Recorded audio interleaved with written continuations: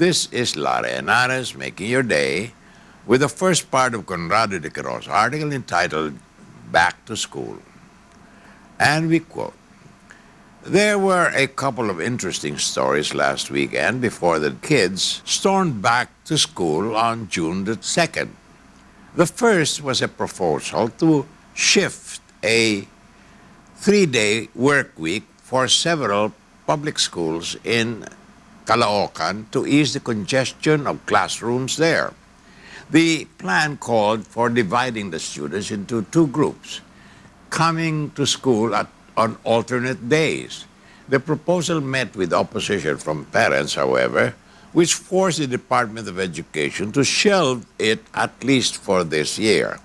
It would instead work out some kind of student transfer and shuttle service for overcrowded schools in Valenzuela, in Caloocan, and in Quezon City. But should the congestion reach a worst-case scenario, the DepEd still retains the option to implement the 3-day school week.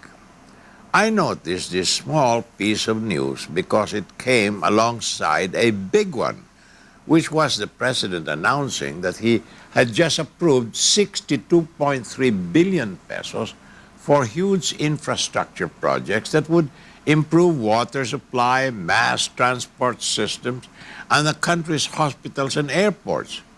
Only 2 of these projects will even be started in the remainder of Pinoy's term: an LRT-2 maintenance program in Manila and a rapid bus transit project in Cebu. But the assignment of the money is there. Of course, the move is laudable. Quite apart from the impact of massive infrastructure spending on sustaining economic growth, it shows foresight, or the president's capacity to reckon beyond his term and think of legacy. Its drawback is the item above. What happened to investing just as massively, if not more so, in education? More about this after these messages.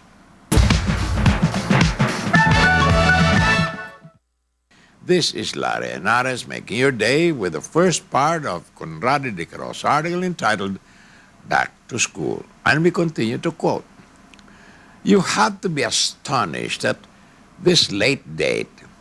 We can still be beset by lack of classrooms such that we have to resort to things like 3-day school schedule or shuttling bedraggled kids from one school to another.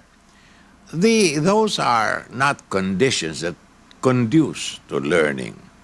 I, myself, have always thought that the solidest, strongest, and more lasting infrastructures are not those that are laid out in physical space, but in the hearts and minds of the children's above all, of tomorrow's generation above all. So why are we so frenzied about the first, but tepid about the second? The contrast between the two items hammers home the point. Education is not our priority, and it shows. It shows not least in the figures. Though the budget for education has been growing in absolute amounts, it has been contracting in relative terms.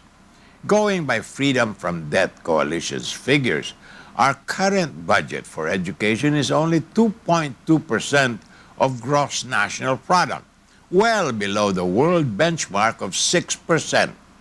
UNESCO says we have the lowest expenditure for education in proportion to total budget. Since 1955, education has dropped from 30.78% of the budget to 15% post-EDSA. Our current one is even lower than the post-EDSA average of 15%.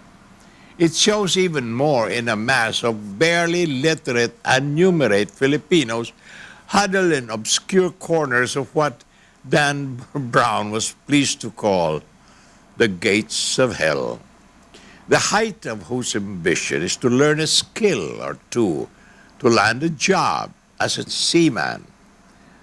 More tomorrow, my dear friends. This is Larry Henares making your day, saying good day, God bless you. Thank you very much for being with us. Till next time, hasta la bye-bye.